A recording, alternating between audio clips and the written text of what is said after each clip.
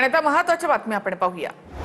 गोकुळ दूध संघाची निवडणूक 90 दिवसांमध्ये घ्या, सुप्रीम कोर्टाचे निर्देश। दूध संघावर प्रशासक नियुक्तीच्या विरोधात सुप्रीम कोर्टामध्ये दाखल करण्यात आली होती याचिका।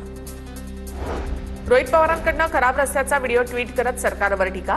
राज्य सरकारच्या दर्जेदार कामाचे कपडे काढतानाचा व्हिडिओ व्हायरल, रोहित पवारांची टीका। राज्यामध्ये मुलींवर होणाऱ्या अत्याचाराविरोधामध्ये शरद पवारांची राष्ट्रवादी आक्रमक। पुण्यामधील अभिनव चौकात शरद पवारांच्या राष्ट्रवादीकडून राज्य सरकारच्या विरोधामध्ये निषेध आंदोलन। उल्हासनगरमधील दीपाली चव्हाण यांची फॅमिली डॉक्टरकडून 31 लाखांची फसवणूक। लाखो रुपये देऊन सुद्धा पतीचं ऑपरेशन झालं नाही आणि किडनी डोनर सुद्धा मिळाला नाही। डॉक्टरसह 7 जणांवर फसवणुकीचा गुन्हा दाखल। उद्या थलपती विजय तामिळनाडू मुख्यमंत्रीपदाची शपथ घेणार। राज्यपालांची भेट घेत विजय यांनी सत्ता स्थापनेचा दावा केला। थलपती विजयला सत्ता स्थापनेसाठी काँग्रेसचा पाठिंबाही। तामिळनाडूमधील एआयडीएमके पक्षाच्या आमदारांची आज होणारी बैठक रद्द। पक्षामध्ये 2 मतप्रवाह असल्यामुळे बैठक रद्द झाल्याची माहिती। टीव्हीके पक्षाला पाठिंबा द्यायचा की नाही यावरून पक्षामध्ये 2 गट पडल्याची माहिती। पश्चिम बंगालमध्ये हिंसाचार भडकवणाऱ्या आणि तोडफोड करणाऱ्यांवर कठोर कारवाई होणार। मुख्य निवडणूक आयुक्त ज्ञानेश कुमार यांच्याकडून जिल्हाधिकारी आणि पोलीस अधिकाऱ्यांना कारवाईचे निर्देश।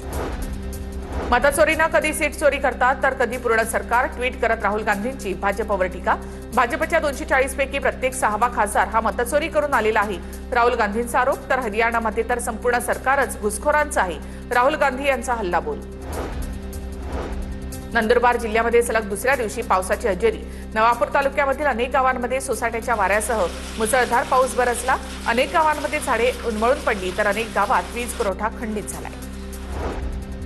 भंडाऱ्यामध्ये वादळी वाऱ्यासह जोरदार पाऊस। रब्बी हंगामातील कापणीवर आलेल्या धान पिकांना पावसाचा फटका।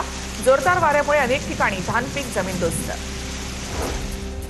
अमरावतीच्या मोर्शी तालुक्यातील अनेक भागांमध्ये पावसाची हजेरी। वादळी वारा आणि पावसामुळे पिकांना फटका बसण्याची शक्यता। पुढील 2 दिवस ढगाळ वातावरणाचा हवामान विभागाचा अंदाज। गोंदिया जिल्ह्यातील काही भागामध्ये वादळी वाऱ्यासह गारपीट। गोरेगाव तालुक्यामध्ये गारपिटीमुळे आंबा बागांना फटका। धान पिकासह भाजीपाल्याचं देखील मोठं नुकसान।